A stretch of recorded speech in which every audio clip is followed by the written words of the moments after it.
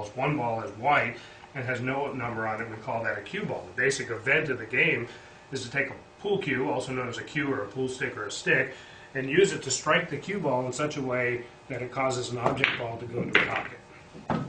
How do we aim the cue ball to cause the object ball to go into the pocket? How does the cue ball have to strike the object ball? Well, it's useful to draw a line from the center of the object ball to the center of the pocket where we want it to go, and to actually extend that line out in the other direction a little bit. What needs to happen is that the cue ball needs to be right on that line when it contacts the object ball, like that. So the cue ball is going to need to be right there, like that. The bad news is that in aiming this shot, you actually have to aim the center of the cue ball for there, the center of what we call the ghost ball. The good news is that it doesn't matter whether the cue ball starts out here, or here, or here, or here, or here, or here. All roads lead to Rome. You aim for the same spot, like that. Your front hand is known as your bridge hand. A bridge length, as shown here, of about 8 or 9 inches is reasonable. What's important about either bridge, the open bridge like this, or the closed bridge like this, is that there be a reasonable footprint to your hand. Here's one way to form a closed bridge. Step 1, karate chop, pointing north. Step 2, middle finger as far east as possible, with the ring finger going down halfway in between. Step 3, pointer finger going around the cue. Step 4, thumb closing up the gap. The pool cue itself is a line, but if you think of the vertical plane that includes the pool cue, there's a surprising number of things that need to be in that so-called shot plane during a proper pool stroke. The head is directly over top of the stick, that's in the shot plane. The rear foot, the backward foot, is directly below the cue, that's in the shot plane. There is the rear forearm, which is in the shot plane, the elbow, the upper arm, and the shoulder. That whole system there is in the shot plane. So here's the projection of the stick on the ground. The rear foot goes directly below the stick like that, and the left foot goes out about 45 degrees like that. So where do you grip the back of the cue? There's no spot on the cue that I can really point to.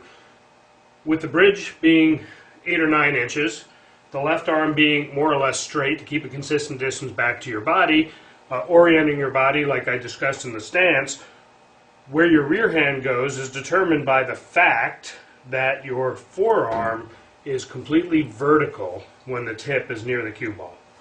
There are over 230 different movable joints in the human body, and if this was a video about golf or bowling, I'd be talking about a complex, carefully choreographed, simultaneous motion about many of them. But this is not about golf or bowling, it's about pool. And as it turns out, pool is all about this one. That's it. It may look like I'm doing a baseball bat type grip on the back of the cue, but I'm really not. I'm holding it loosely, and it's really about this part right here. When I'm in the back part of my stroke, the rear part of my palm is not touching the cue. When I'm in the finished position, the rear part is. So here's a shot with a ghost ball position that I'm imagining, and you can see the line of the shot. Here's the extension of that same shot line a few steps back from the table. I'm going to approach the table with my cue vertical and in the shot plane, and then I'm going to plant my foot right on this line and get down into shooting position. So I'm down in the set position. My tip is at the cue ball, my rear forearm is vertical, my cue is as level as possible, and my chin is down low on the cue.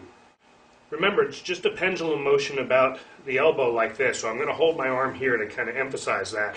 Doesn't matter if the shot is going to be soft or hard. The backstroke, the final backstroke is going to be the same. I'm going to go back slowly, followed by a slow, smooth transition to forward motion, and then forward to the finished position.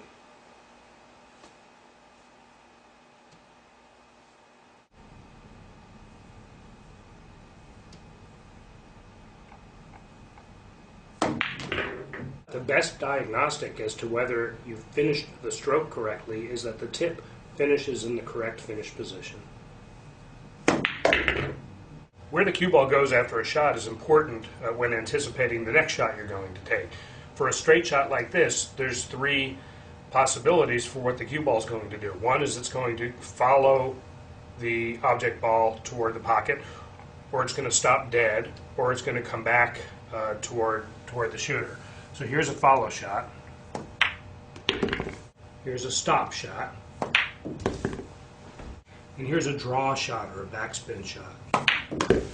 The difference between these is, respectively, whether the cue ball had forward spin like that, or no spin like that, or reverse spin when it struck the object ball. The stop shot is critically important because mastering it opens up a whole range of possibilities for what the cue ball can do.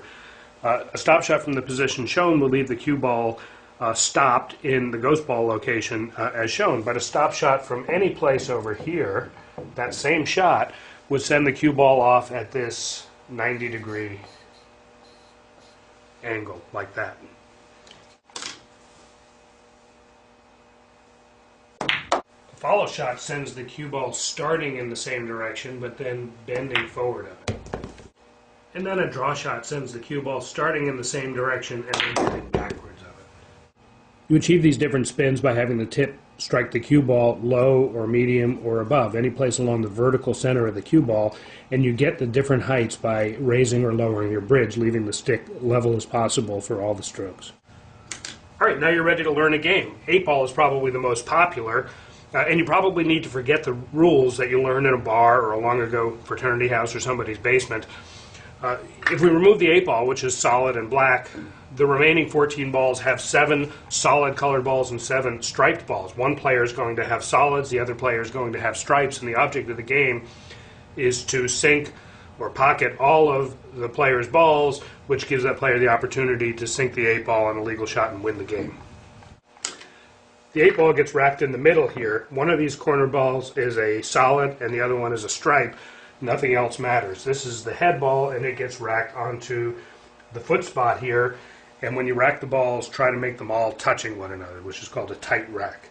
The opening shot of the game is known as the break shot. The breaking player shoots with the cue ball behind the head string, commonly known as in the kitchen. At this point in the game, it's said that the table is open, meaning it's not determined who has stripes and who has some. The only other time this head string matters in the game of 8-ball is if the player on the break scratches the cue ball. If the cue ball goes in the pocket, then the opposing player must begin starting behind the head string and shooting a ball that's out of the kitchen. Always swipe some chalk onto the tip before every pool shot.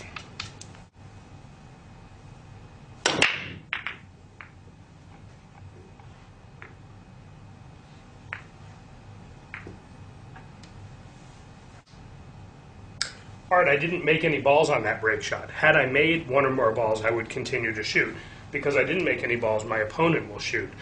Regardless, for this shot, immediately after the break, it is not yet determined who has stripes and who has solids. We say the table is still open. In order to claim stripes or solids, a player has to call a shot, has to designate, say, the purple 4-ball there, and shoot it in. So if I call that 4-ball and shoot it in like that, I now have solids. As long as you continue to pocket call balls, that is shots for which you designated the ball and the pocket, you continue to shoot. If you miss, your opponent shoots. If you do not execute a legal shot, that is if you foul, then your opponent gets ball in hand, can pick up the cue ball and put it any place on the table and shoot in any direction. The 3 common ways to foul are 1, scratching